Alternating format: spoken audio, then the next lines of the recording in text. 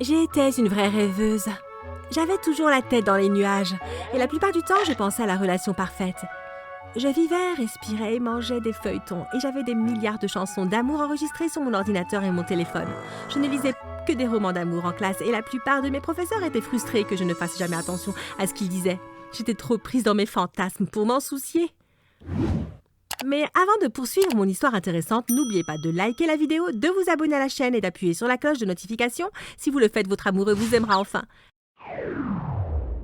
J'avais 16 ans et j'avais eu quelques petits amis dans le passé, mais ça n'a jamais duré plus de 2 mois. Je finissais toujours par trouver quelqu'un d'autre de plus intéressant et j'étais frustrée qu'il ne soit pas à la hauteur des personnages de mes livres et de mes films. Je ne sais même pas comment ça a commencé. Ce n'est pas comme si j'avais des problèmes psychologiques ou autres. Je viens d'un foyer normal avec une mère, un père, des grands-parents et des frères et sœurs. On avait toujours assez de choses et j'étais une fille à papa typique. Il m'achetait tout ce que je voulais. Valérie, je sais que je te donne tout, mais je pense qu'il est temps que tu deviennes un peu plus indépendante. M'a-t-il dit un soir. Qu'est-ce que tu veux dire? Ai-je demandé. Tu peux commencer à économiser de l'argent pour l'université. Pourquoi ne pas trouver un emploi à temps partiel? Je pense que tu passes trop de temps à regarder des feuilletons et à lire des livres idiots. A-t-il répondu. Je n'arrivais pas à croire que mon père ait suggéré ça. J'étais sa petite princesse et il voulait que je travaille. Que je me débrouille toute seule? Ah. Quoi qu'il en soit, je ne pouvais travailler qu'après l'école et le week-end. Au début, il était donc très difficile de trouver un emploi à temps partiel qui m'acceptait. J'étais sur le point d'abandonner lorsque le propriétaire d'un petit café sur un campus universitaire m'a dit « Vous êtes embauché ». « Vraiment ?» ai-je demandé à moitié déçue parce que je voulais vraiment dire à mon père que personne ne voulait m'engager en espérant qu'il changerait d'avis. Puis la porte s'est ouverte et mon cœur s'est littéralement arrêté. « Hey Eden, viens rencontrer ton nouvel apprenti. Valérie, voici Eden, il travaille ici aussi », a dit mon nouveau patron.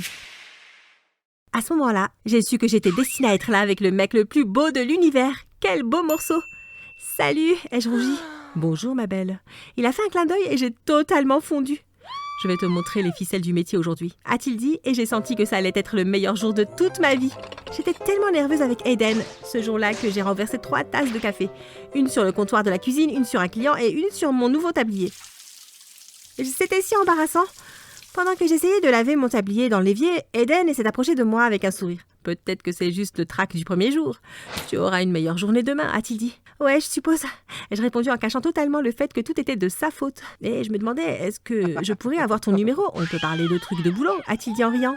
C'était vraiment le meilleur jour de ma vie. Je lui ai donné mon numéro et à la fin de mon service, j'ai sauté sur le chemin du retour en me sentant comme dans les nuages. Mon père était aussi très heureux que j'ai trouvé un emploi. « C'est ma petite fille, elle est indépendante », a-t-il dit en faisant une petite danse ridicule. Cette nuit-là, Eden a appelé. Nous avons parlé pendant environ 2 heures d'affilée. J'ai découvert qu'il était étudiant sur le même campus que celui où nous travaillons. Nous avions le même âge, mais il était super intelligent et a quitté le lycée très tôt. « Tu as un petit ami ?» a-t-il demandé soudainement. « Non. » ai-je répondu. « Je sais que c'est bizarre parce que je viens de te rencontrer aujourd'hui, mais est-ce que tu aimerais sortir avec moi un jour ?» a-t-il demandé. « Ouais, » ai-je dit. « Presque trop vite. »« Merveilleux, » a-t-il répondu. Eden et moi sommes allés à un concert ce week-end, puis nous sommes rentrés chez lui pour regarder un film. C'était parfait, et je ne pouvais pas m'empêcher de le regarder dans les yeux. Il semblait qu'il ressentait la même chose pour moi aussi. Je le voyais tous les jours quand je travaillais au café, et nous avons continué à nous fréquenter régulièrement. Finalement, il m'a demandé d'être sa petite amie, et j'ai dit oui. J'étais presque certaine qu'il était le bon pour moi. Il était parfait. Je ne sais pas si c'est parce que je me suis précipitée dans une relation trop rapidement, mais au bout d'un moment, j'ai commencé à remarquer des choses chez lui qui n'étaient pas si parfaites. J'étais dans sa chambre un après-midi. On venait de finir de jouer aux jeux vidéo et j'ai décidé de faire une sieste. Il était juste à côté de moi, jouant sur son téléphone. J'ai fermé les yeux pendant quelques minutes, mais je n'arrivais pas à m'endormir. J'ai ouvert légèrement les yeux et j'ai remarqué qu'Eden était en train de parcourir son fil Instagram. Mais il a quelque chose d'étrange. Chaque photo est celle d'un mannequin super sexy. Ces filles étaient incroyablement belles. Mais vous savez quoi? Il a aimé chaque photo. J'étais tellement en colère. J'ai ouvert les yeux et lui arraché le téléphone. « Je ne suis pas assez bien pour toi ?» ai-je crié. « Qu'est-ce que tu veux dire? Je ne fais que scroller innocemment sur Instagram. Qu'est-ce qui ne va pas chez toi ?» a-t-il demandé en essayant de me faire croire que c'était moi la folle. J'ai fait défiler encore un peu et j'ai vu des centaines d'autres belles filles. J'ai vérifié quel compte il utilisait et j'ai réalisé qu'il s'agissait d'un compte secret dont je n'étais pas au courant. « Pourquoi as-tu ce compte et pourquoi me caches-tu des choses ? Je te déteste !» ai-je crié, puis jeté son téléphone sur le sol. Puis je suis sortie de chez lui et je suis rentrée chez moi. On ne s'est pas parlé pendant 2 semaines entières. C'était extrêmement gênant au travail. Puis un jour, il a envoyé une 12aine de fleurs chez moi, avec un mot qui disait « Je suis vraiment désolée ». On peut parler? Oh, quelqu'un t'a envoyé des fleurs? Pourquoi tu ne l'invites pas à venir? A dit ma mère innocemment. J'étais ennuyée, mais je l'ai quand même appelé. Merci pour les fleurs. Tu peux venir chez moi plus tard pour parler. Il est temps pour toi de rencontrer mes parents de toute façon, ai-je dit. Il a accepté. Quand il est venu plus tard, toute ma famille attendait pour le rencontrer. Je ne leur ai jamais parlé de notre dispute, bien sûr. Ils avaient juste l'impression que c'était mon petit ami. Quand nous étions enfin seuls dans ma chambre, il a dit « Eh bien, j'ai un problème. En fait, je ne suis même pas sûre que ce soit un problème. Je suis obsédée par les mannequins. J'aime leurs cheveux, leurs lèvres, leur corps, leurs vêtements, tout. C'est une véritable œuvre d'art. Et j'aime les regarder. Ça ne veut pas dire que je t'aime moins, mais elles étaient en quelque sorte là, avant toi. Ça a toujours été mon truc. Pourtant, tu es tout ce dont j'ai besoin. Mais si je suis tout ce dont tu as besoin, pourquoi alors tu suis ces mannequins? Ai-je demandé. C'est une addiction, je suppose. Je ne peux pas m'arrêter, a-t-il répondu tristement. Nous avons décidé de donner une seconde chance à notre relation, mais j'étais toujours déprimée par sa dépendance. Je n'arrêtais pas de me demander si quelque chose n'allait pas chez moi. Je ne me sentais pas aussi jolie que les autres filles. Que pourrais-je faire pour être assez bien pour lui? Je n'arrêtais pas de penser. C'était mon homme parfait, après tout, je ne voulais pas le perdre. Alors un jour, j'ai senti que je n'avais pas le choix. J'ai créé un nouveau compte Instagram et j'ai commencé à réfléchir à des poses suggestives que je pourrais poster. J'ai pris tous mes beaux vêtements et j'ai pris des centaines de photos. J'ai posté les plus chaudes et envoyé le compte à mon petit ami. J'ai attendu un moment sa réponse. Mon téléphone a sonné. « Waouh, Valérie, j'adore ta nouvelle page. Je ne savais pas que tu pouvais être aussi sexy. Waouh » a-t-il dit. « Alors ça te plaît ?» ai-je demandé. « J'adore ça. Je vais partager ta page avec tous mes amis. Tu vas faire un tabac. Le nouveau modèle Instagram en ville » a-t-il dit. J'étais un peu surprise que mon petit ami veuille partager mes photos avec ses amis, mais j'ai essayé de ne pas trop y penser. Avant de m'en rendre compte, j'avais 500 followers et ça a vraiment nourri mon ego. J'ai décidé que je devais poster plus de photos pour obtenir plus de likes et de followers. C'est ce que j'ai fait. Ma relation avec Eden s'améliorait.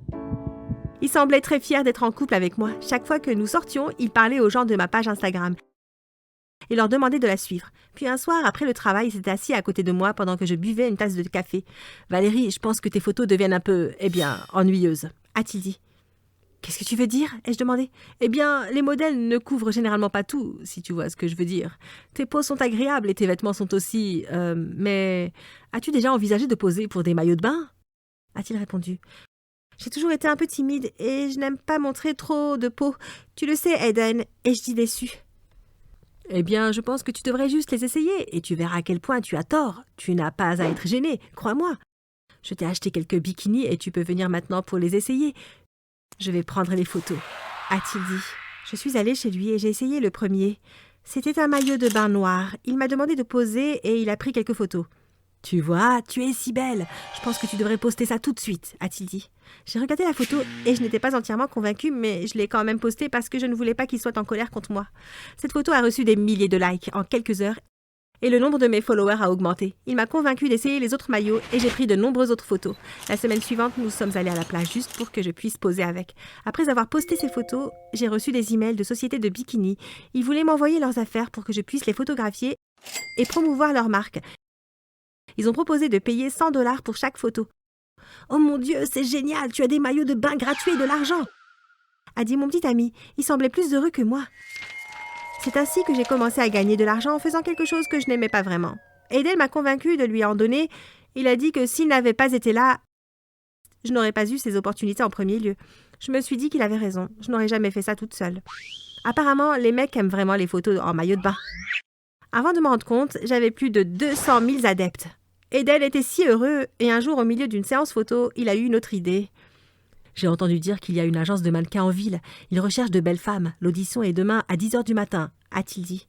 « Mais j'ai l'école !» ai-je répondu. « Ça ne fera pas de mal de manquer un jour. Allez, je choisirai les tenues. » a-t-il dit et j'ai fini par accepter. Le lendemain, j'ai fait quelque chose que je m'étais jamais imaginé faire. Marcher en maillot de bain devant un groupe d'inconnus qui jugeaient mon visage et mon corps. Et vous savez quoi? J'ai été embauchée.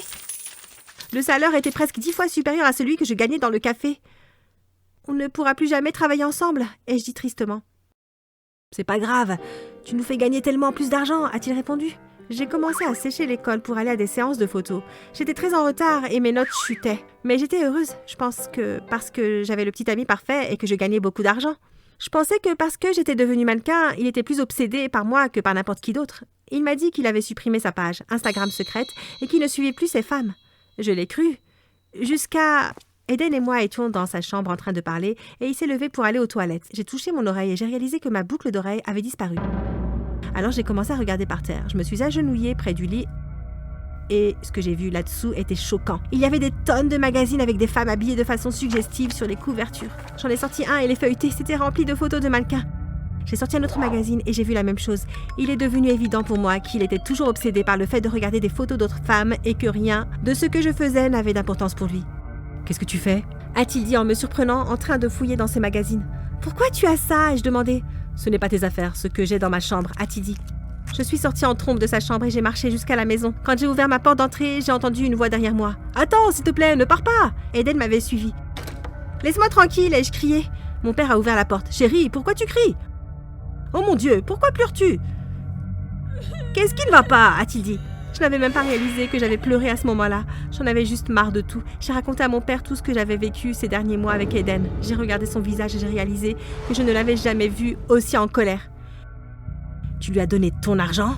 L'argent que tu as gagné ?» a-t-il crié. « Viens ici, stupide garçon !» a-t-il dit à Eden. Eden s'est approché de lui, mon père l'a tiré à l'intérieur et l'a jeté sur le canapé. « Valérie, monte à l'étage et prends tes maillots de bain » a-t-il dit. J'ai fait ce qu'il m'a demandé. Mon père a ensuite forcé Eden à les porter et a pris de nombreuses photos. Il a forcé Eden à les télécharger sur sa propre page Instagram, puis lui a demandé de sortir de chez nous. Eden et moi avons rompu parce que j'ai réalisé que j'étais manipulée par un type qui ne m'aimait pas vraiment. Je ne suis plus mannequin et mon père ne m'a pas forcé à trouver un autre emploi. Il pense que tout est de sa faute et je ne suis pas contrariée qu'il le pense. Ça veut dire que je suis à nouveau sa petite princesse et que je peux avoir tout ce que je veux.